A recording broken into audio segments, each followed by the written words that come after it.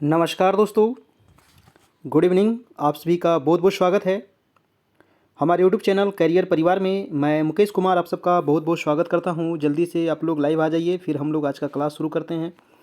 कल दोस्तों हम देखे थे जितने भी सिद्धांत, महत्वपूर्ण सिद्धांत हैं और उसके जो प्रतिपादक हैं। कल बहुत ही इम्पोर्टेंट क्लास था। अगर कल वाला टेस्ट अगर आप नहीं देखे हैं, टेस्ट नंबर आपका कल 97 हुआ था। अगर 97 नहीं देखे हैं तो जा कर के आप देख लीजिएगा हमारे प्लेलिस्ट में, वहाँ पर आपको मिल जाएगा, है ना। अगर आप यूट्यूब पर भी सर्च करते हैं, है ना, DLED टेस्ट नंबर आपका 97 तो भी आ जाएगा। ठीक है, करियर परिवार टेस्ट 97 लिखिएगा तो भी आ जाएगा। ठीक है, करियर परिवार के नाम से कुछ भी सर्च कीजिएगा आ जाएगा। आप उसको देखिएगा ज़रूर, बहुत इंपॉर्टेंट क्लास था। वहाँ से 3-4 प्रश्न आपको हर एक एग्ज़ाम में पूछा जाता है, चाहे वो आपका प्रधान शिक्षक हो, प्रधान अध्यापक का हो, सीटेट का हो, बीटेट का हो, एस्टेट का हो, यूपी टेट का हो, कोई भी एग्ज़ाम हो, वहाँ से आपको सवाल पूछे जाएंगे।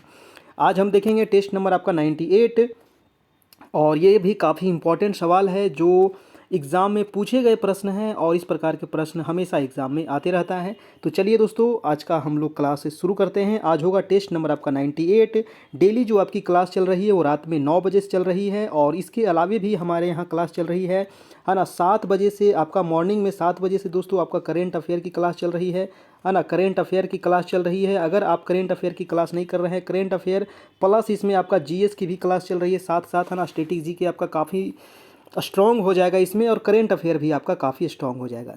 यहाँ पर करेंट अफेयर जो है आपका दिसंबर के जनवरी, फरवरी, मार्च, अप्रैल, मई, जून, जुलाई तक यहाँ पर आपको समाप्त कर दिया गया है और जीएस इसके साथ आपका चल रहा है। उसके अलावा 7 PM, है ना, ये तो हो गया 7 AM और 7 PM में भी हमारे यहाँ क्लास चल रही है जो आपको मैथ की क्लास चल रही है। ठीक है, मैथ की क्लास चल रही है और प्रधान शिक्षक के लिए अभी स्पेशल चल रहा है और प्रधान शिक्षक के साथ साथ जो सीटेट की तैयारी कर रहे होंगे तो उनके लिए भी काफ़ी इंपॉर्टेंट है, क्योंकि सीटेट में भी कुछ ज़्यादा लेवल का नहीं पूछा जाता है ना। 6 to 8 तक का ही पूछा जाता है और जो प्रधान शिक्षक हैं उनका भी आपको 8 लेवल तक ही आपको पूछा जाएगा। ठीक है, तो ये दोनों के लिए है, काफ़ी इंपॉर्टेंट है। यहाँ से आप जरूर देखिएगा, बहुत सारा चैप्टर आप लोग को करवा दिया गया है आपका, जैसे कि परसेंटेज हो गया, लाभ हानि हो गया, बट्टा आज होगा आपका, है ना। इसके पहले आप लोग को नंबर सिस्टम से संबंधित सारा चैप्टर करवाया गया, LCM HCF से करवाया गया।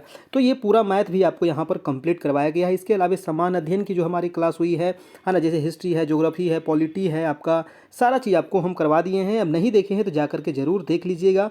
और इसमें अगर आप जुड़ना चाहते हैं हमारे क्लास में तो 399 मात्र दोस्तों चार्ज है। इसमें आप पे करके हमारे क्लास में जुड़ सकते हैं। ये नंबर है आपका 7857824310। ठीक है, इसी नंबर पे आपको पेमेंट भी करना होगा, है ना, गूगल पे, फ़ोनपे, पेटीएम के माध्यम से। और स्क्रीनशॉट ले लीजिएगा और इसी नंबर पर आप व्हाट्सएप पर भेज दीजिएगा, जहां आपको ग्रुप में जोड़ दिया जाएगा। तो चलिए हम लोग आज स्टार्ट करते हैं आपका क्लास नंबर है ये 98 नंबर और ये आपका DLED के सवाल है, काफ़ी इंपॉर्टेंट प्रश्न है। चलिए पहला सवाल है, इसको पढ़िए और फटाफट आप लोग कमेंट बॉक्स में अपना छापते चलिए। कह रहा है कि एक भावात्मक रूप से संतुलित छात्र, जी हाँ, एक छात्र जो है भावात्मक रूप से किस प्रकार होना चाहिए। तो ऑप्शन चारों पढ़िएगा दोस्तों, तभी जवाब दीजिएगा, नहीं तो गलत होने की संभावना रहेगी ज़्यादा। ऑप्शन है कि कक्षा कक्ष में अपने सहपाठियों में मैत्रीपूर्ण संबंध रखता है। दूसरा है कक्षा कक्ष में अपने सहपाठियों में प्रभावी अंतःक्रिया नहीं रखता है। और थर्ड है कि देखिए नहीं रखता है, ये तो आपका ऑप्शन ऐसा ही लग रहा है, गलत है आपका। वह नवीन विचारों में कोई योगदान नहीं देता है, तो ये भी ऑप्शन गलत है। योगदान तो देगा ना बच्चे, सहपाठियों द्वारा दिए गए विचारों का सम्मान नहीं करता है तो सम्मान तो करेगा ही, ये भी गलत ऑप्शन हो गया।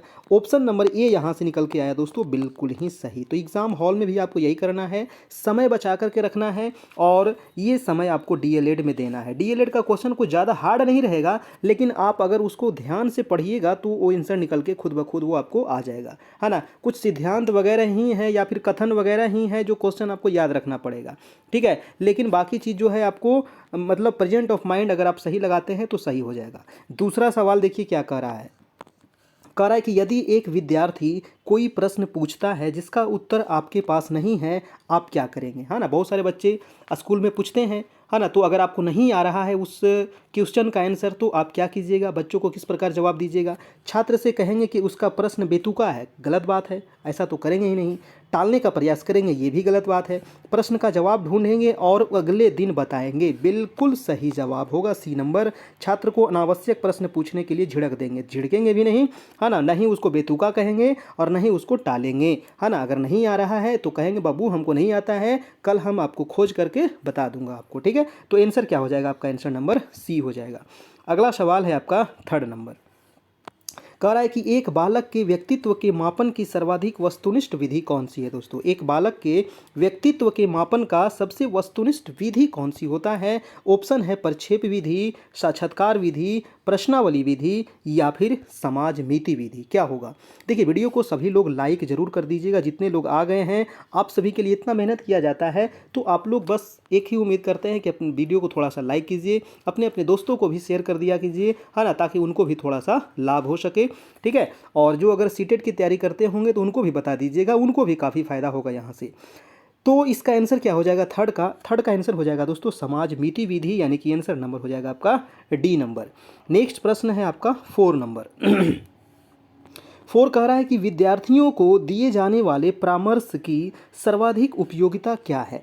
बताइए, अब विद्यार्थी लोग को क्या दिया जाता है, परामर्श आप देते हैं बच्चों को कि ऐसे करो बच्चा, ऐसे करो बच्चा, ये करना चाहिए, वो करना चाहिए, तो इसका सर्वाधिक उपयोगिता क्या है ना। उपयोगिता क्या है, कह रहा है कि इससे ज्ञान बढ़ता है, उसका कौशल बढ़ता है, या उसमें उसमें आत्मविश्वास की अभिवृद्धि होती है, या वे दुनियादारी में सफल बन जाते हैं। तो क्या होगा दोस्तों, देखिए जब बच्चों को किसी चीज़ का आप परामर्श देते हैं तो उसके आत्मविश्वास में दोस्तों वृद्धि होता है ना। तो आंसर क्या हो जाएगा यहाँ से, आंसर नंबर सी हो जाएगा। आप अपना कमेंट जरूर नीचे करते चलिएगा, है ना। कमेंट और समझ करके कीजिएगा, ABCD फालतू का मत कीजिएगा, है ना। समझ लीजिएगा उसके बाद ही कीजिएगा, दूसरे को देख करके भी मत कीजिएगा, है ना। आपको जो अच्छा लगता है वही कमेंट कीजिए, ठीक है। हाँ चलिए, तो अगला प्रश्न चलते हैं 5 नंबर। क्योंकि दूसरे के चक्कर में रहिएगा तो आपका भी गलत हो जाएगा और उनका भी गलत हो जाएगा। आपको जो ऑप्शन अच्छा लगता है उसी पे आप टिक कीजिएगा, है ना। नेक्स्ट प्रश्न है कि निम्नलिखित में शिक्षा मनोविज्ञान की प्रकृति है। बताइए शिक्षा मनोविज्ञान की प्रकृति कैसा है। कल नहीं, यहाँ पर कला होना चाहिए, विज्ञान, विद्यात्मक विज्ञान या फिर उपयुक्त में से कोई नहीं। क्या होगा दोस्तों, शिक्षा मनोविज्ञान की जो प्रकृति है वो विद्यात्मक विज्ञान हो जाएगा। आपका 5 का आंसर नंबर सी हो जाएगा।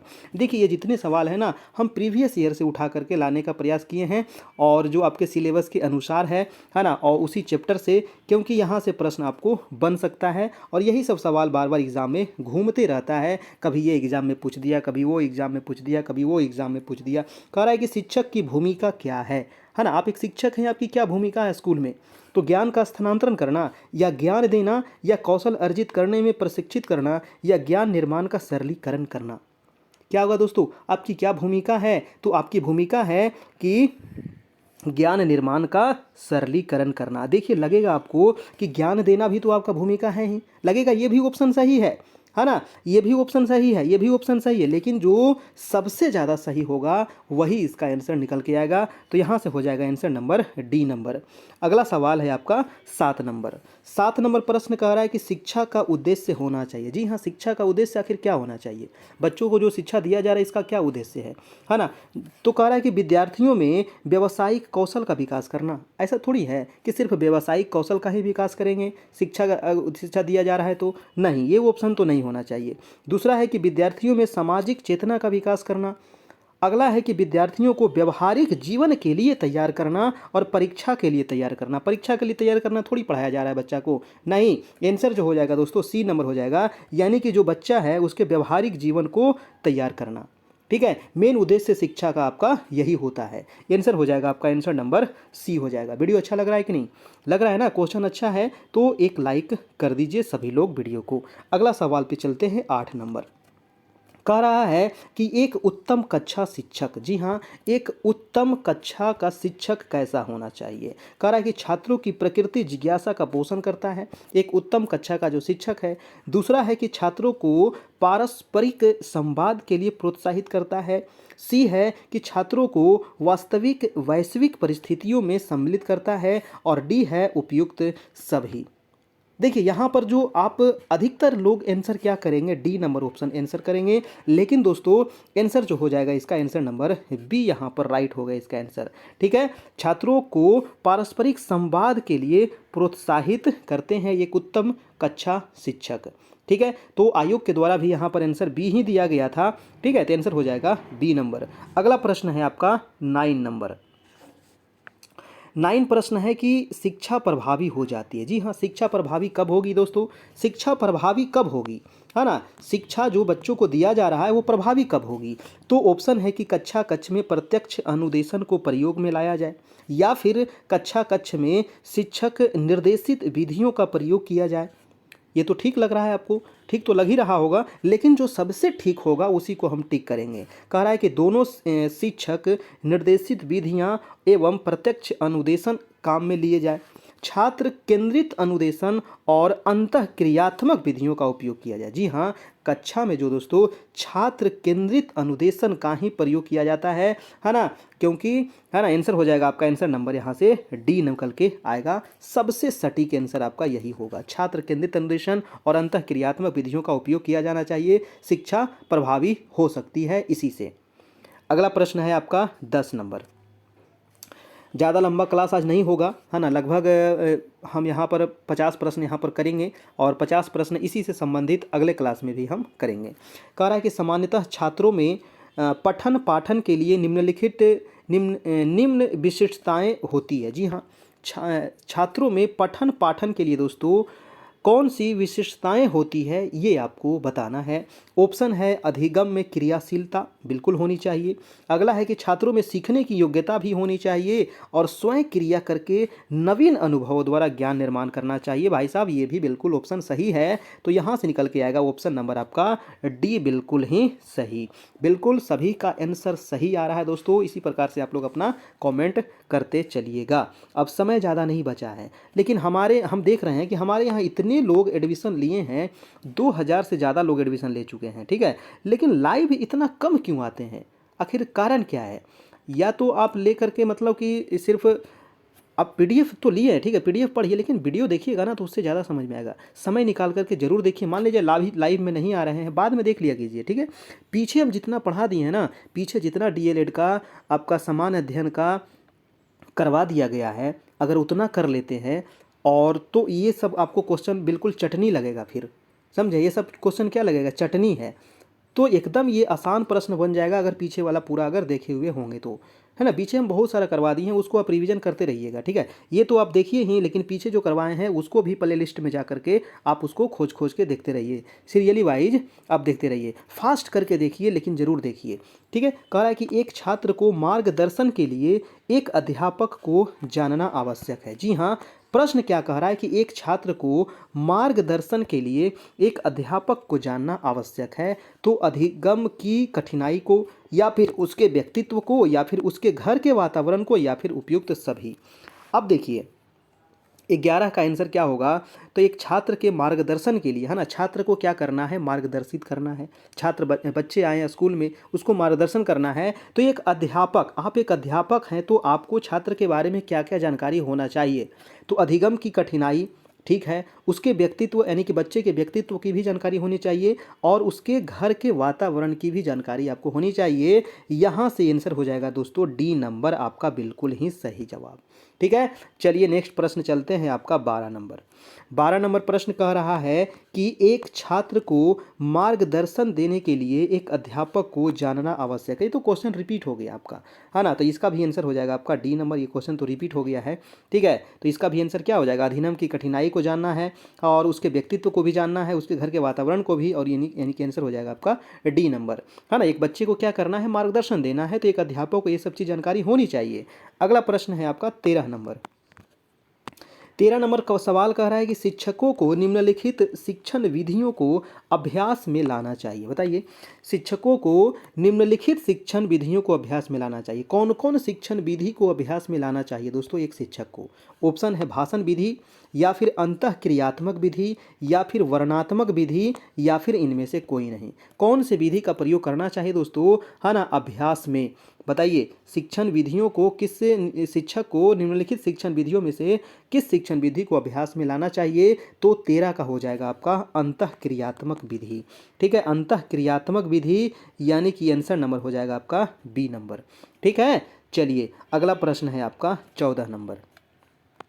कह रहा है कि आपके द्वारा पूछे गए प्रश्न का विद्यार्थी गलत उत्तर देता था। जी हाँ, आप बच्चे से प्रश्न पूछे, बच्चा क्या किया? उसका उत्तर गलत दे दिया, तो आप क्या करेंगे? दूसरा प्रश्न पूछेंगे जिससे विद्यार्थी स्वयं महसूस करे कि उसका उत्तर गलत था, ऐसा कीजिएगा। अगला सवाल है कि उसे बताएंगे कि उसका उत्तर गलत था। सी है कि किसी दूसरे विद्यार्थी को उत्तर देने के लिए कहेंगे। और डी है सही उत्तर बताएंगे। बताइए 14 का आंसर क्या होगा दोस्तों। 14 के जो आंसर है इसका आंसर क्या होगा। आपके द्वारा पूछे गए प्रश्न का विद्यार्थी गलत उत्तर देता है तो आप दूसरा प्रश्न पूछेंगे जिससे विद्यार्थी स्वयं महसूस करे कि उसका उत्तर गलत था, या उसे बताएंगे कि उसका उत्तर गलत था। इसका देखिए जो आंसर दिया गया है ना, हमें थोड़ा सा सस्पिशन लग रहा है कि इसका उत्तर आखिर होगा क्या। ठीक है, इसका जो आंसर दिया गया आयोग के द्वारा वो ए दिया गया था, लेकिन हमें लग रहा है कि ये इसका उत्तर सही नहीं है ना। अब बताइए कि इसका आंसर क्या होगा दोस्तों। इसका आंसर आप कमेंट बॉक्स में बताइएगा 14 का आंसर आखिर क्या होगा। ठीक है, ये भी सवाल जो है ये सीटेट में पूछा गया था और इसका जो आयोग के द्वारा आंसर दिया गया था वो ए दिया गया था। दूसरा प्रश्न पूछें जिससे विद्यार्थी महसूस करे कि उसका उत्तर गलत था, आंसर ए दिया गया है। आपके अनुसार क्या होना चाहिए आप कमेंट बॉक्स में बताइएगा। हम चलते हैं नेक्स्ट सवाल पर। ठीक है, कुछ आपके लिए भी छोड़ करके हम चलते हैं। ठीक है, अगला प्रश्न चलते हैं आपका 15 नंबर। कक्षा का एक शरारती बालक, जी हाँ कक्षा में एक तो शरारती बालक तो होता ही है ना। कक्षा का एक शरारती बालक अन्य छात्रों को परेशान करता है, ऐसा तो बहुत सारे देखने को मिला होगा। और एक अध्यापक को उसकी समस्या का कारण जानने हेतु किस विधि का प्रयोग करना चाहिए। जी हाँ, आप अध्यापक हैं तो आपको समस्या का कारण पता लगाना पड़ेगा कि बच्चा वो शरारती क्यों है।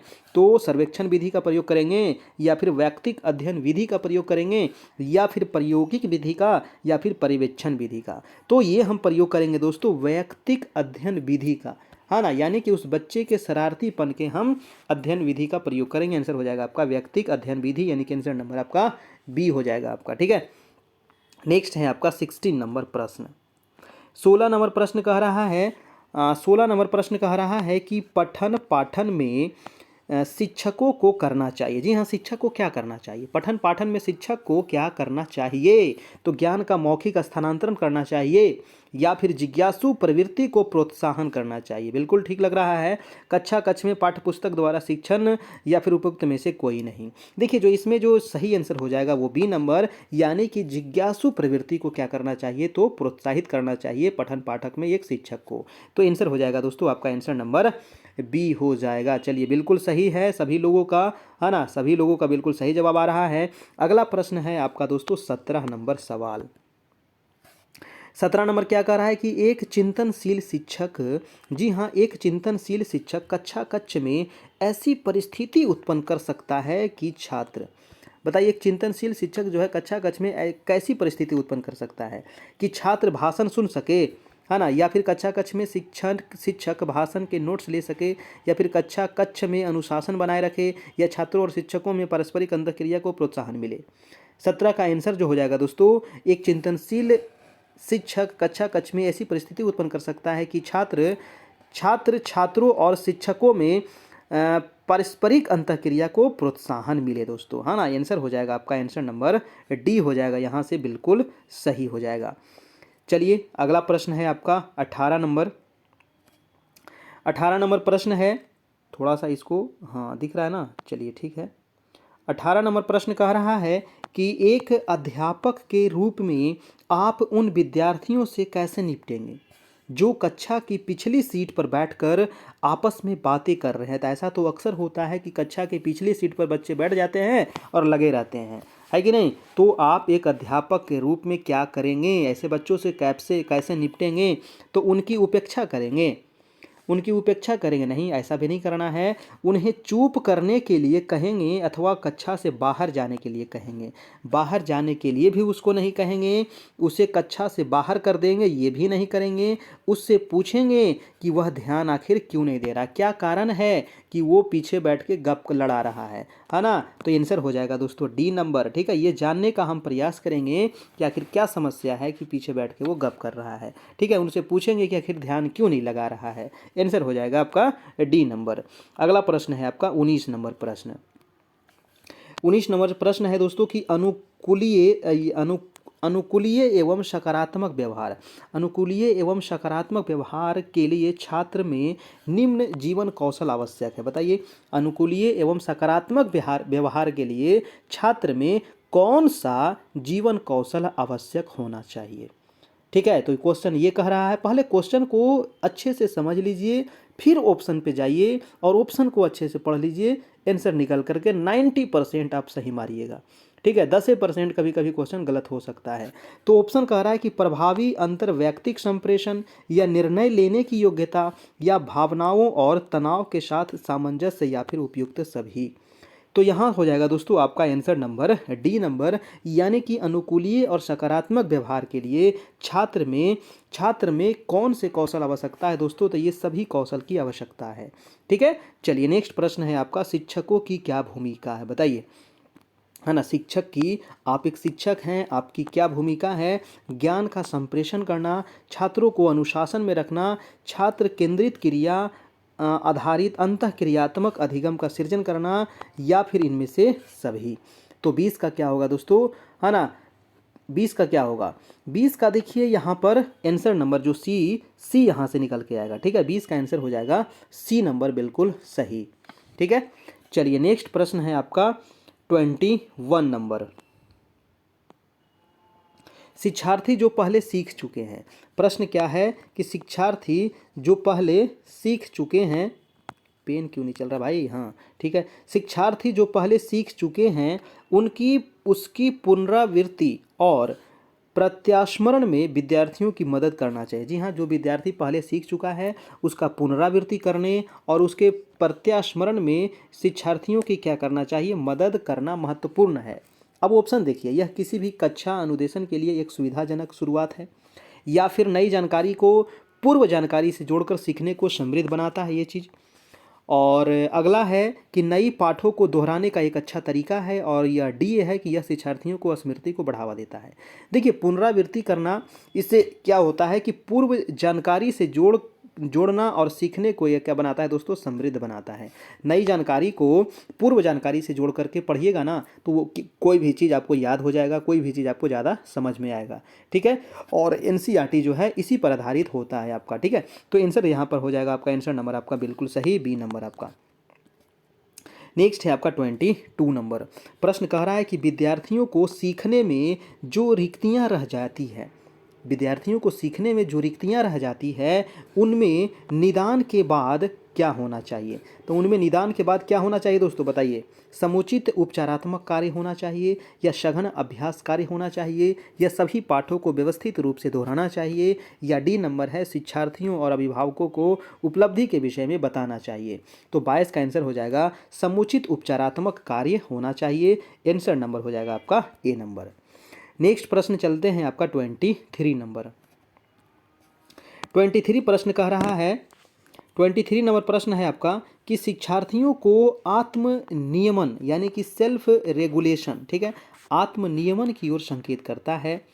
शिक्षार्थियों को आत्मनियमन की ओर आत्मनियमन की ओर यहाँ पर खाली स्थान पर क्या आएगा, है ना, उसकी ओर संकेत करता है। तो क्या संकेत करता है, कह रहा है कि अपने सीखने का स्वयं पर्यवेक्षण करने की उनकी योग्यता, या फिर विद्यार्थियों के व्यवहार के लिए विनियम बनाना, या फिर विद्यार्थी निकाय द्वारा बनाए गए नियम विनिमय, या फिर डी नंबर है स्व अनुशासन और नियंत्रण। तो 23 का आंसर हो जाएगा दोस्तों यहाँ पर डी नंबर, यानी कि शिक्षार्थियों को आत्मनियमन की ओर संकेत क्या करता है, तो स्व अनुशासन और नियंत्रण की ओर। ठीक है, तो आंसर हो जाएगा आपका, आंसर नंबर आपका डी हो जाएगा। नेक्स्ट प्रश्न है आपका 24 नंबर, पीछे वाला मैं बार बार बोलते रहता हूँ कि पीछे वाला आप रिवीजन जरूर करते रहिएगा। पीछे हम जितना क्लास आप लोग को करवाए थे, है ना, डीएलएड का हो चाहे समान अध्ययन का हो, वो जरूर देखते रहिएगा, वहाँ से काफ़ी आपको फ़ायदा होगा। अगला प्रश्न है दोस्तों सृजनात्मक उत्तर। पिछले हम बिहार से संबंधित भी आपको बहुत क्लास करवाए हैं ना, बिहार से संबंधित भी, चाहे बिहार का हिस्ट्री हो, बिहार का ज्योग्राफी हो, बिहार का पॉलिटी हो, बिहार का करेंट अफेयर हो, ये मैंने आप लोग को बहुत करवाया हूँ, और अभी भी करेंट अफेयर आप लोग को करवाया जाएगा। तो वो अगला आप जरूर देखिएगा, बिहार का ज्योग्राफी वाला देख लीजिएगा, बिहार का इतिहास वाला देख लीजिएगा, ठीक है, बिहार का भौगोलिक संबंधित देख लीजिएगा, बिहार से अन्य चीज़ें भी मैंने बहुत चीज़ बता दिया था, वो भी आप जरूर देख लीजिएगा। बिहार में जितनी भी योजनाएँ जो सरकार के द्वारा थी उसके बारे में देख लीजिएगा, है ना, 7 निश्चय योजना वगैरह ये सब आपको एकागो पूछ सकता है। ठीक है, 7 निश्चय योजना, 7 निश्चय योजना 2, है ना, ये सब चीज़ आपको सारा चीज़ करवा दिया गया था। आप नहीं देखे हैं तो प्ले लिस्ट में जाइएगा दोस्तों, वहाँ से आपको मिल जाएगा। थोड़ा सा मेहनत तो करना पड़ेगा, थोड़ा सा खोजना पड़ेगा, है ना, तो वहाँ से आपको मिल जाएगा हमारे चैनल पर। 24 नंबर है कि सृजनात्मक उत्तरों के लिए आवश्यक है। बताइए सृजनात्मक उत्तर के लिए क्या आवश्यक है। तो प्रत्यक्ष शिक्षण एवं प्रत्यक्ष प्रश्न, या विषय वस्तु आधारित प्रश्न, या मुक्त उत्तर वाले प्रश्न, या फिर एक अत्यंत अनुशासित कक्षा। 24 का हो जाएगा दोस्तों आपका आंसर नंबर मुक्त उत्तर वाले प्रश्न, यानी कि आंसर नंबर हो जाएगा आपका सी हो जाएगा सृजनात्मक उत्तर के लिए। अगला प्रश्न है आपका 25 नंबर। 25 कह रहा है कि मानव विकास कुछ विशेष सिद्धांतों पर आधारित है, निम्नलिखित में से कौन सा मानव विकास का सिद्धांत नहीं है। बताइए नहीं वाला क्वेश्चन जो है ना, जब भी एग्जाम में दोस्तों नहीं वाला पूछे तो थोड़ा सा आप इसको अंडरलाइन कर दिया कीजिए या इसको गोल घेर दीजिएगा, है ना, ताकि आपका थोड़ा ध्यान जाए कि ये नहीं वाला सवाल है। तो मानव विकास के कुछ सिद्धांतों पर आधारित है और कौन सा वो विकास का सिद्धांत नहीं है। तो ऑप्शन है निरंतरता का सिद्धांत, अनुक्रमिता का सिद्धांत, अनुक्रमिकता का सिद्धांत, या फिर सामान्य से विशिष्ट की ओर, या फिर प्रतिवर्ती का सिद्धांत। 25 का हो जाएगा प्रतिवर्ती का सिद्धांत। दोस्तों ये मानव विकास का सिद्धांत नहीं है, आंसर हो जाएगा आपका आंसर नंबर डी हो जाएगा। अगला प्रश्न चल दिए 26 नंबर। 26 है कि छोटे शिक्षार्थियों में निम्न में से कौन सा लक्षण पठन कठिनाई का नहीं है। बताइए छोटे शिक्षार्थी की बात कर रहा है, जो छोटे छोटे बच्चे हैं उनमें कौन सा जो लक्षण दोस्तों वो पठन कठिनाई का नहीं है। तो ये भी नहीं वाला है। कह रहा है कि वर्ण एवं शब्द पहचानने में कठिनाई। तो छोटा बच्चा में वर्ण एवं शब्द पहचानने में कठिनाई तो होता ही है बच्चों लोग को। अगला है कि पठन गति एवं प्रवाह में कठिनाई, तो ये भी बच्चा लोग को होता है। नेक्स्ट है शब्दों और विचारों को समझने में कठिनाई, तो ये भी छोटे बच्चों को होते हैं। नेक्स्ट है कि सुसंगत वर्तनी में कठिनाई, ये वाला आपका दोस्तों यहाँ पर नहीं हो जाएगा। तो आंसर हो जाएगा आपका आंसर नंबर डी हो जाएगा। ठीक है, चलिए नेक्स्ट प्रश्न है आपका 27 नंबर। 27 प्रश्न कह रहा है कि शिक्षार्थियों को खाली स्थान के लिए प्रोत्साहित नहीं करना चाहिए। मतलब कि किस चीज़ के लिए शिक्षार्थी को प्रोत्साहित नहीं करना चाहिए। बताइए किस चीज़ के लिए बच्चे को प्रोत्साहित नहीं करना चाहिए, है ना, नहीं करना चाहिए किस चीज़ के लिए। ऑप्शन है कक्षा के अंदर और बाहर अधिक से अधिक प्रश्न पूछने, इस चीज़ के लिए प्रोत्साहित करना चाहिए, तो बिल्कुल करना चाहिए। अगला है कि समूह कार्य में दूसरे विद्यार्थियों के साथ सक्रिय रूप से अंतःक्रिया करने, तो ये भी करना चाहिए। अगला है अधिक से अधिक पाठ्य सहगामी क्रियाओं में हिस्सा लेना चाहिए, ठीक है। शिक्षक जो पूछ सकते हैं उन सभी प्रश्नों के उत्तर याद करना, तो याद करने पे दोस्तों जोर हमको नहीं देना है। तो आंसर हो जाएगा आपका आंसर नंबर डी हो जाएगा, है ना। कुछ कुछ ऐसे चीज़ें हैं जो आप पकड़ लेते हैं तो आप ऑप्शन सही कर दीजिएगा, ठीक है। याद करने पे जोर हमको नहीं देना है। अगला प्रश्न चलिए आपका 28 नंबर। प्रश्न है कि इरफान खिलौने को तोड़ता है। इरफान बच्चा है, क्या कर रहा है, इरफान पठान खिलौने को तोड़ दे रहा है और उसके पुर्जों को देखने के लिए उन्हें अलग अलग कर देता है। तो ऐसे देखे होंगे ना बच्चा लोग क्या करेगा, कोई खिलौना लाए उसको पाटे पाट खोल देगा वो और देखेगा आखिर अंदर क्या है ना। तो ऐसा करता है तो आप क्या करेंगे, बताइए आप क्या करेंगे उसको। कह रहा है कि इरफान को खिलौने से कभी नहीं खेलने देंगे, नहीं ऐसा काम नहीं करेंगे, हाउस पर हमेशा नज़र रखेंगे। सी कह रहा है कि उसके जिज्ञासु स्वभाव को प्रोत्साहित करेंगे और उसकी ऊर्जा को सही दिशा में संचारित करेंगे। बिल्कुल सही जवाब होगा दोस्तों 28 का आपका सी नंबर यहाँ से, ठीक है। जो बच्चा है वो जिज्ञासु होता है, वो सोचता है कि आखिर ये गाड़ी क्यों चल रहा है, इसके अंदर क्या है ना, ये ऐसा क्यों हो रहा है, तो उसको खोल खोल के देखता है वो। तो क्या है, उसके जिज्ञासु स्वभाव को हम और ज़्यादा प्रोत्साहित करेंगे और उसका जो ऊर्जा है वो सही दिशा में हम संचालित करने का प्रयास करेंगे। चलिए नेक्स्ट सवाल है आपका 29 नंबर। 29 नंबर प्रश्न क्या कह रहा है कि बच्चे के विकास के सिद्धांत को समझना शिक्षक की सहायता करता है। जी हाँ, प्रश्न है दोस्तों कि बच्चे के विकास के सिद्धांत को समझना शिक्षक की क्या सहायता करता है। तो शिक्षक का क्या सहायता करेगा, शिक्षार्थी के सामाजिक स्तर को पहचानने में या शिक्षार्थी की आर्थिक पृष्ठभूमि को पहचानने में। तो आर्थिक पृष्ठभूमि का इसमें कोई योगदान नहीं होगा। शिक्षार्थियों को क्या पढ़ाना चाहिए यह औचित्य स्थापित करने में। डी है शिक्षार्थियों की भिन्न अधिगम शैलियों को प्रभावी रूप से संबोधित करने में। तो यहाँ से आंसर निकल के आएगा दोस्तों आंसर नंबर डी नंबर आपका बिल्कुल सही है, ठीक है। तो विकास के सिद्धांत को समझना शिक्षक की सहायता करता है, सामाजिक स्तर भी नहीं। डी नंबर यहाँ से बिल्कुल सही है, ठीक है। अधिगम शैलियों को प्रभावी रूप से संबोधित करने में सहायता करता है। अगला प्रश्न है आपका 30 नंबर। 30 नंबर प्रश्न देखिए क्या कह रहा है। वीडियो अच्छा लग रहा है भाई साहब लाइक कर दीजिएगा, एक लाइक कर दीजिएगा। आप सभी के लिए मेहनत तो किया जाता है ना, लेकिन आप लोग थोड़ा सा नहीं समझते हैं तो क्या करें। चलिए 30 नंबर कह रहा है कि बच्चे के उचित विकास को सुनिश्चित करने के लिए, बच्चा के उचित विकास को सुनिश्चित करने के लिए उसका स्वास्थ्य शारीरिक विकास एक महत्वपूर्ण पूर्व आवश्यकता है। यह कथन किसका है दोस्तों, बताइए। बच्चे के उचित विकास को सुनिश्चित करने के लिए उसका स्वास्थ्य शारीरिक विकास एक महत्वपूर्ण पूर्व आवश्यकता है, यह कथन क्या है? तो ये कथन गलत है, सही है, क्या है? तो 30 का आंसर क्या होगा? ऑप्शन 1 है गलत है, क्योंकि उसके शारीरिक विकास के अन्य पक्षों को किसी प्रकार प्रभावित नहीं करता है। बी है, ये तो ऑप्शन गलत हो जाएगा आपका, गलत हो सकता है क्योंकि इसका विकास निरंतर व्यक्तित्व मामला है। सी है सही है, क्योंकि विकास क्रम में शारीरिक विकास सबसे पहले स्थान पर आता है। डी है सही है, क्योंकि शारीरिक विकास के अन्य पक्षों के साथ अंतः संबंधित होता है। तो यहाँ से डी हो जाएगा दोस्तों आपका बिल्कुल ही सही आंसर। ये गलत नहीं है ना, गलत नहीं है, ये बिल्कुल सही बात कह रहा है। तो ये आंसर यहाँ से डी निकल जाएगा, ठीक है। चलिए डी यहाँ से बिल्कुल सही जवाब है। अगला प्रश्न है आपका 31 नंबर प्रश्न। 31 नंबर प्रश्न कह रहा है कि बच्चों की सीखने की प्रक्रिया में माता पिता की भूमिका निभानी चाहिए। जी हाँ, तो बच्चे के सीखने में माता पिता की क्या भूमिका होनी चाहिए, क्या भूमिका माता पिता का होना चाहिए? तो सहानुभूतिपूर्व, या फिर तटस्थ, या फिर नकारात्मक, या फिर अग्रोन्मुखी। तो 31 का क्या होगा? सहानुभूतिपूर्ण नहीं, तटस्थ भूमिका नहीं, नकारात्मक तो होगा ही नहीं, अग्रोन्मुखी, है ना, माता पिता को आगे बढ़ चढ़ करके बच्चों को सीखने का प्रयास करवाना चाहिए, है ना। तो आंसर हो जाएगा आपका, आंसर नंबर आपका डी हो जाएगा। अगला प्रश्न है कि मन का मानचित्रण संबंधित है। तो मन का मानचित्रण दोस्तों किससे संबंधित है? मन का मानचित्रण कर रहा है, तो मन का चित्र बनाने से, या मन की क्रियाशीलता की अनुसंधान से, या बोध समझ बढ़ाने की तकनीक से, या फिर साहसिक कार्यों की क्रिया से।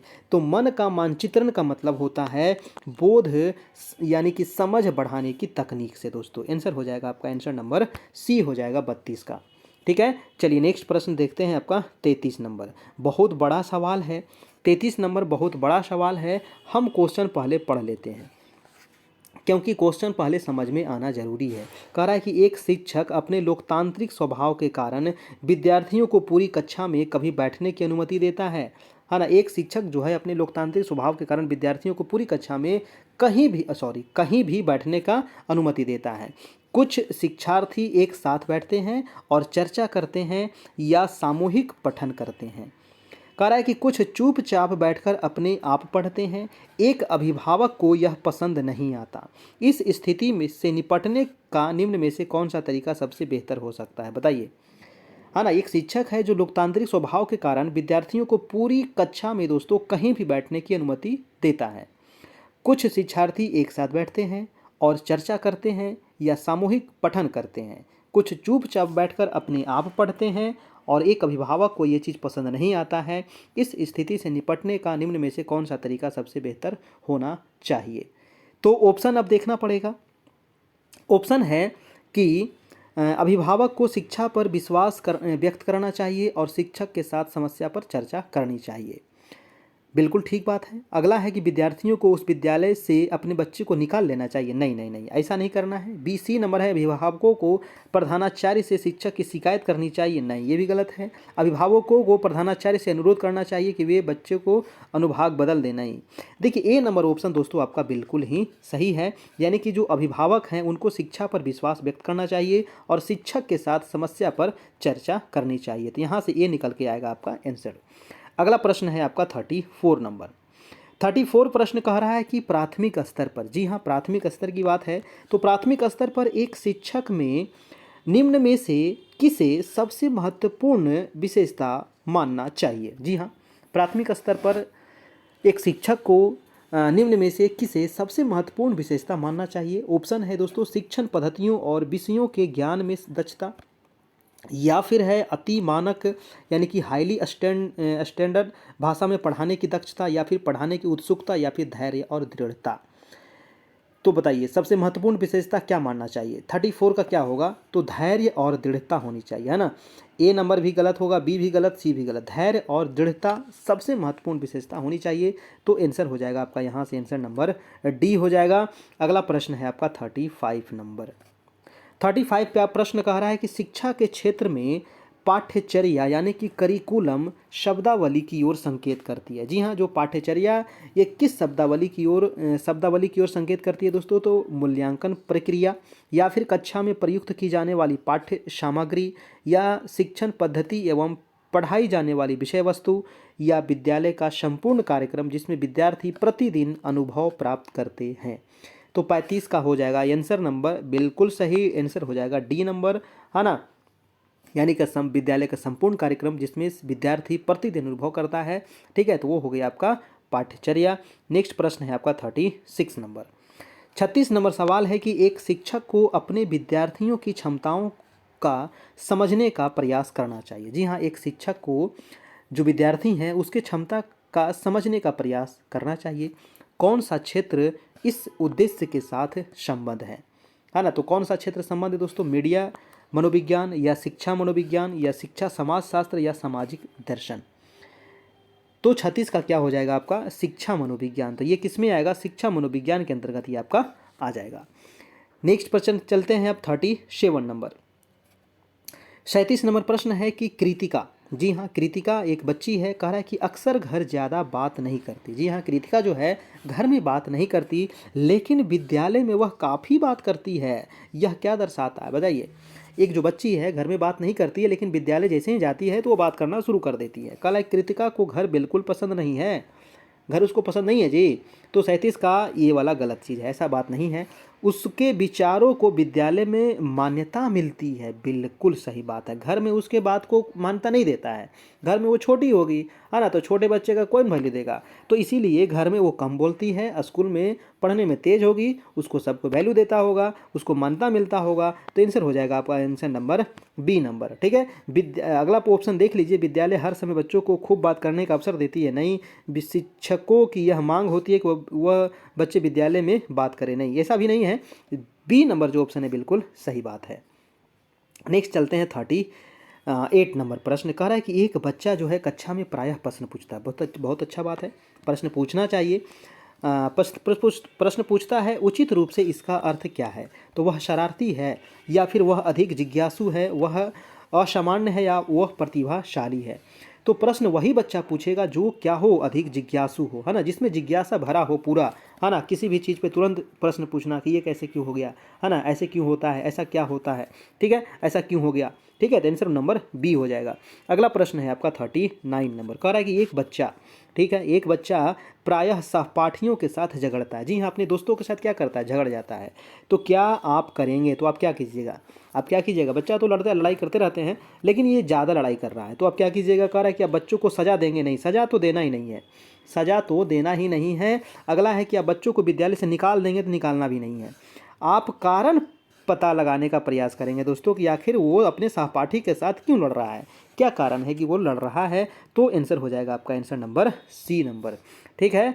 चलिए, कोई दिक्कत नहीं, कोई दिक्कत तो नहीं होना चाहिए किन्हीं को, तो दिक्कत नहीं है तो एक लाइक कर दीजिए। लाइक करने का कोई पैसा तो लग नहीं रहा है ना, बिल्कुल फ्री में लाइक करना है। और बगल में जो सब्सक्राइब बटन है ना, उसको भी दबा दीजिएगा ताकि आने वाले वीडियो का नोटिफिकेशन आपको मिलता रहे। शिक्षक को ज्ञान होना चाहिए, एक शिक्षक को किस चीज़ का ज्ञान होना चाहिए, अध्यापक विषय का, अध्यापन विषय का, या फिर बाल मनोविज्ञान का, या शिक्षा संहिता का, या फिर अध्यापन विषय एवं बाल मनोविज्ञान का। तो हाँ, बिल्कुल सही जवाब सबका आ रहा है, तो आंसर हो जाएगा डी नंबर। जो आपका सब्जेक्ट है उसका तो ज्ञान होना ही चाहिए, अध्यापन विषय का, उसके साथ साथ बाल मनोविज्ञान का भी ज्ञान होना चाहिए एक शिक्षक को। नेक्स्ट प्रश्न है आपका 41 नंबर। 41 सवाल कह रहा है कि शिक्षा मनोविज्ञान की दृष्टि से निम्नलिखित में से कौन सा कथन सत्य है। दोस्तों, शिक्षा मनोविज्ञान की दृष्टि से 4 ऑप्शन दिया गया है, ये चारों ऑप्शन में कौन सा ऑप्शन सही है ये आपको बताना है। क्या होगा 41 का। कह रहा है कि बच्चे अपने ज्ञान का स्वयं सृजन करते हैं, बिल्कुल ठीक बात है।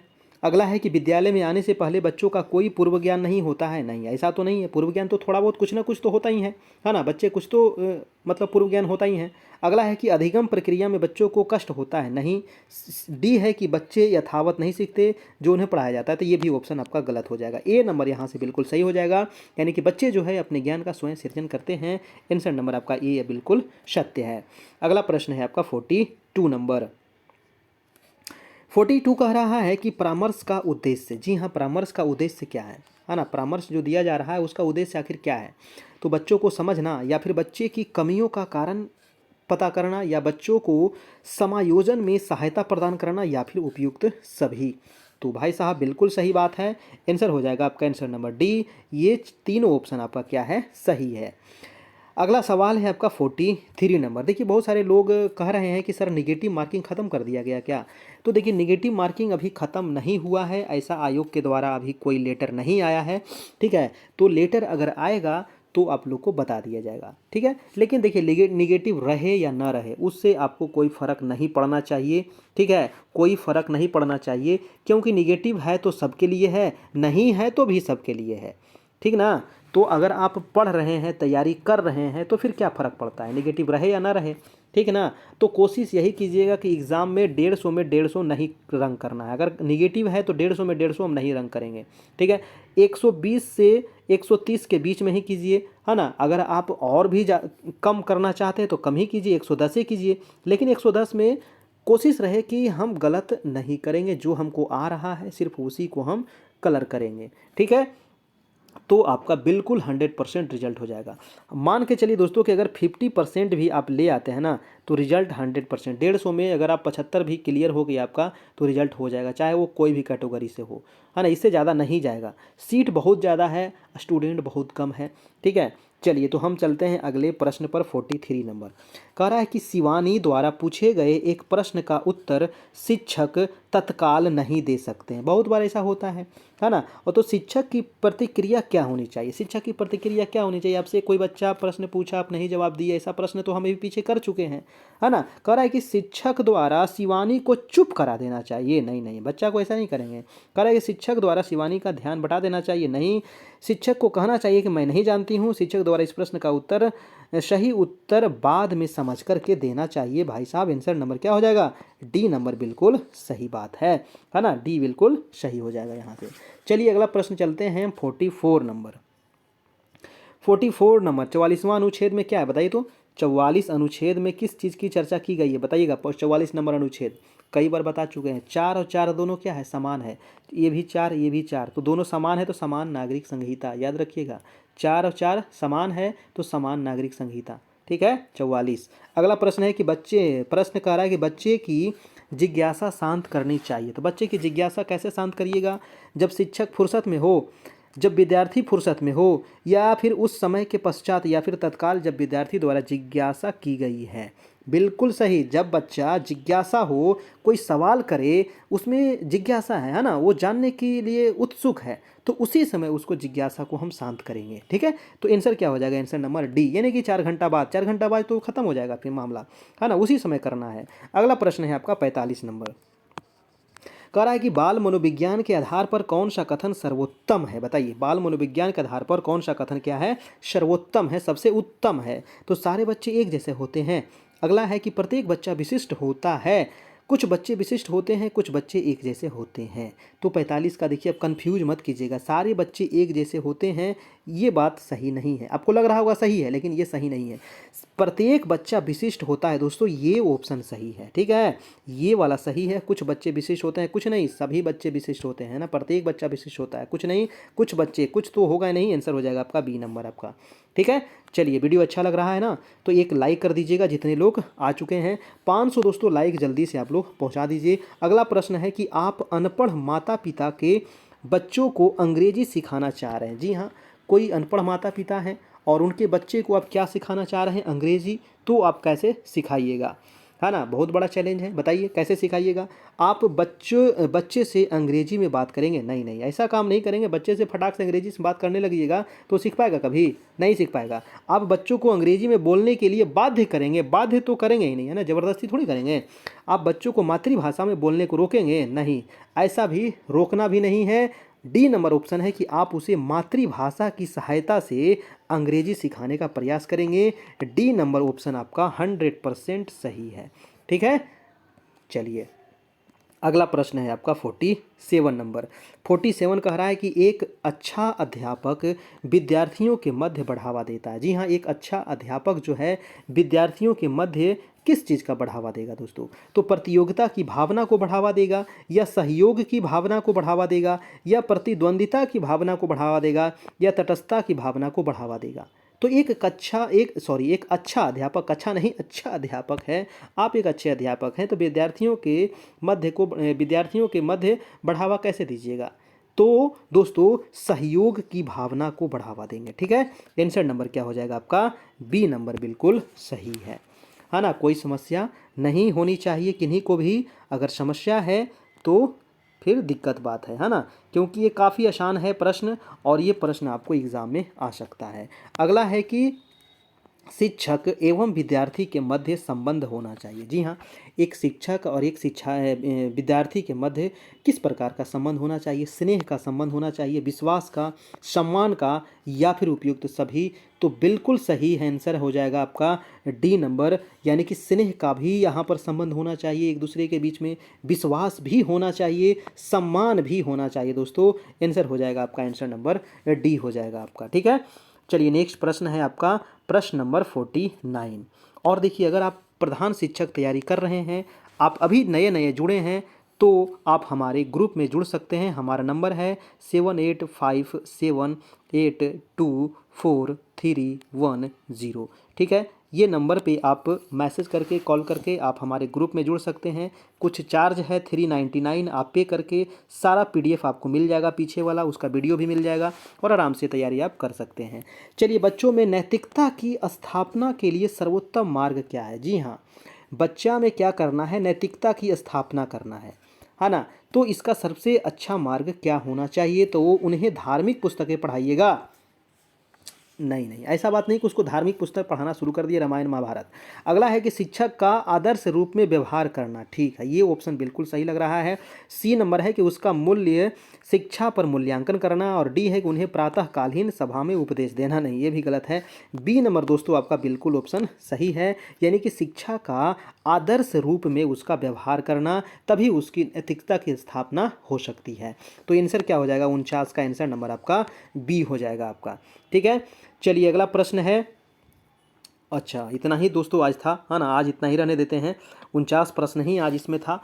ठीक है, और फिर इसके आगे हम लोग अगले क्लास में इस चैप्टर को ख़त्म कर देंगे। और यहाँ से कुछ प्रश्न इसमें और है, लगभग 50 प्रश्न और होगा। अगर इतना कर लेते हैं तो यहाँ से 2 सवाल फिक्स है कि आपको एग्ज़ाम में आएगा। ठीक है, तो इसका ये आंसर दिया हुआ है, आप इसको टेस्ट दे करके दीजिएगा, देखिएगा कितना आप सही करते हैं, है ना। और अगर इसमें से हमें नहीं लगता कि आप 40 तो आराम से सही हो जाएगा, है ना। आपका 49 में 40-45 तो 100% सही कर दीजिएगा। सॉरी, क्योंकि क्वेश्चन में कुछ जान है नहीं इसमें। ठीक है, और ये वीडियो कैसा लगा थोड़ा सा बताइएगा कमेंट करके नीचे, है ना। और अगर कोई सुझाव है तो बताइएगा। डेली आपका DLED की जो क्लास हो रही है, DLED वाला, वो रात में 9 बजे हो रहा है। इसके अलावा 7 बजे मैथ की क्लास चल रही है, और 7 बजे सुबह में आपका करंट अफेयर और आपका GK की क्लास चल रही है। तो ये रहा टेस्ट नंबर आपका 98। ये हमारा व्हाट्सएप नंबर है 7857824310। आप इस नंबर पे मैसेज करके हमसे जुड़ सकते हैं। मात्र 399 चार्ज है, और 399 पे करके आप हमारे ग्रुप में जुड़ जाइए। वहाँ पर सभी PDF आपको मिल जाएगा, पीछे जितना क्लास हुआ है उसका वीडियो भी मिल जाएगा, है ना, और PDF भी मिल जाएगा, पीछे वाला भी मिल जाएगा। और आगे तो आपको जो क्लास होगी वो तो आपको मिलते ही रहेगी। तो ये फ़ोनपे, गूगल पे ये नंबर है, आप इस नंबर पे पेमेंट कर दीजिएगा, और स्क्रीनशॉट ले लीजिएगा सक्सेसफुल वाला, और हमको इसी नंबर पर भेज दीजिएगा। हमारा टेलीग्राम ग्रुप है कैरियर परिवार, तो इसे भी आप ज्वाइन कर लीजिएगा। यहाँ पर भी क्वेश्चन डाला जाता है, ताकि यहाँ से भी आप रिवीजन करते रहिए, यहाँ से भी तैयारी होती रहेगी। ठीक है दोस्तों, तो हम आज इतना ही रहने देते हैं, और फिर हम मिलेंगे नेक्स्ट वीडियो में। इसी समय इसी चैनल पर। तब तक के लिए हमें इजाज़त दीजिए। Good night, good bye, take care, धन्यवाद।